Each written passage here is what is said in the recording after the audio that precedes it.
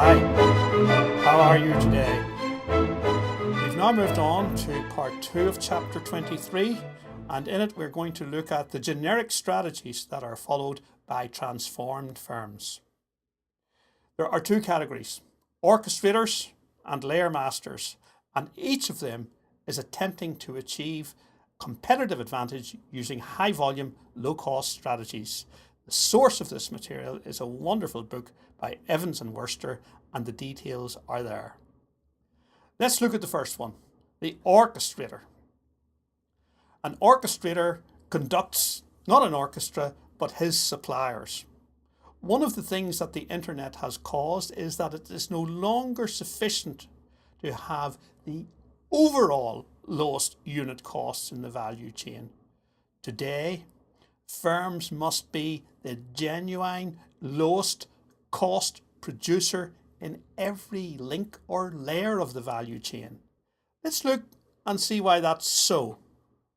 Well, here we have a sort of diagram that would suit so many industries, where we have in green an industry cost curve, and we have at the top, sort of horizontal, the prevailing price for an integrated legacy player.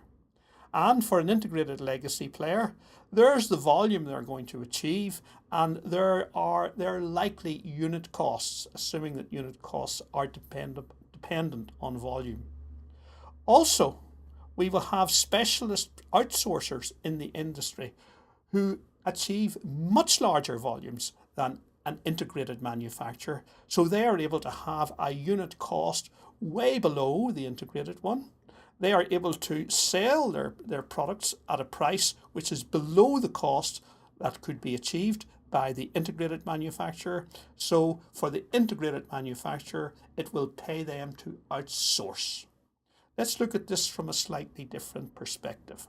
Here we have the primary costs in any firm, and if the people guiding the firm look at the unit costs of doing it in-house, shown by blue, and doing it by outsourcing, shown by pink, it will outsource that, and it can do it because of the internet. If we look at the next activity, operations, cheaper to outsource, outsource it. Outbound logistics, cheaper to outsource, outsource it. Marketing and sales, cheaper to outsource, outsource it. And finally, service, cheaper to outsource, outsource it. Looking at it a bit more practically, here is a value chain, and for this particular company, they have kept their marketing and sales in-house, but they've outsourced their inbound logistics, their operations, their outbound logistics, and their service, not unlike Nike. Let's look at a classic orchestrator, which is well documented, which is Dell. Here in the center of this figure is Dell the Orchestrator, and it links to specialist suppliers who supply the components which go to make the end products, and it has links to customers. Dell is an orchestrator and has been for many years, and has been in the vanguard of leading this change. There is a quotation from 1984 when Michael Dell really set up this orchestrator model. The effect of it on Dell has been fantastic. That if we look at their 2009 figures, they've got a market share of 13.1%, and in fact they are now being copied assiduously and more effectively by Acer, which has grown by 26.7% in that period, partly because it has followed the Dell Orchestrator model. Key issues for orchestrators are: what are the industry economics? Are they such that you will not have a business unless you transform? What are competitors doing?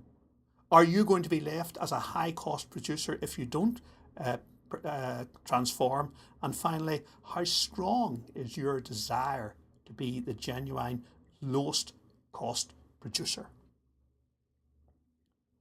There's some major issues which impact upon that decision, including the following.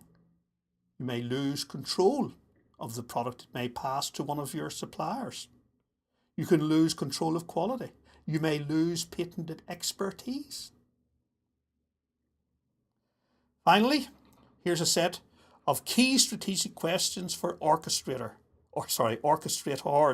There's a series of questions there, a series of possible answers, and if the answer tends to be yes, deconstruct. We can also apply the strategy compass to orchestrators and have a set of questions for each of the cardinal points of the strategy compass, which can be answered and give guidance as to whether the company should deconstruct or not. I want to look now at the second category of high volume, low cost generic strategies, layer masters.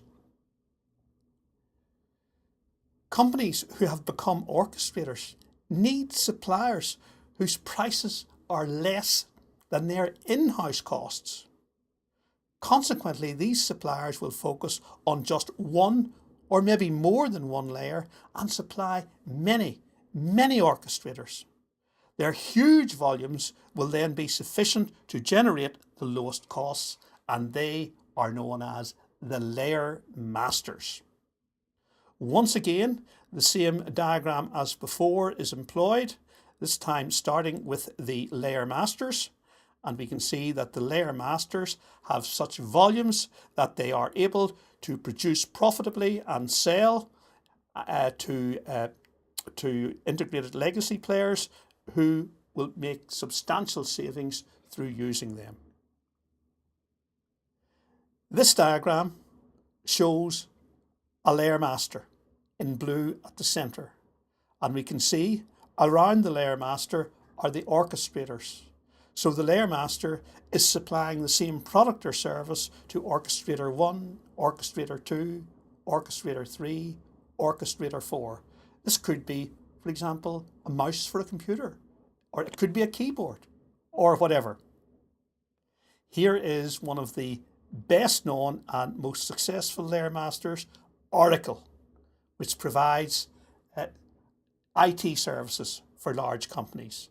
And we can see Oracle is at the center. It's supplying orchestrator 1, orchestrator 2, orchestrator 3, etc., which gives it absolutely colossal volumes. And here is a quotation from the Oracle website, which you can read. And here is the recent performance of Oracle, which in spite of the recession, etc., I know there's some acquisition in there, it has been incredibly successful in terms of revenues and net income.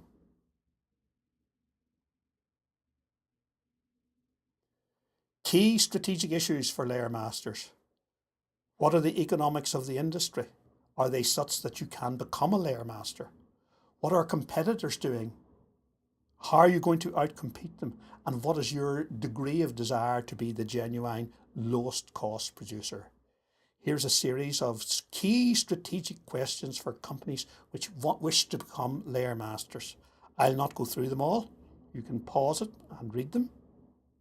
And once again, we can use the strategy compass to ask questions which should guide companies as to whether or not they should become layer masters. The 4 cardinal points are in that diagram. It just remains for me to thank you for listening to this podcast and to say I hope you enjoyed it, and I hope you will listen to some more in the future. Thank you very much for listening, and goodbye.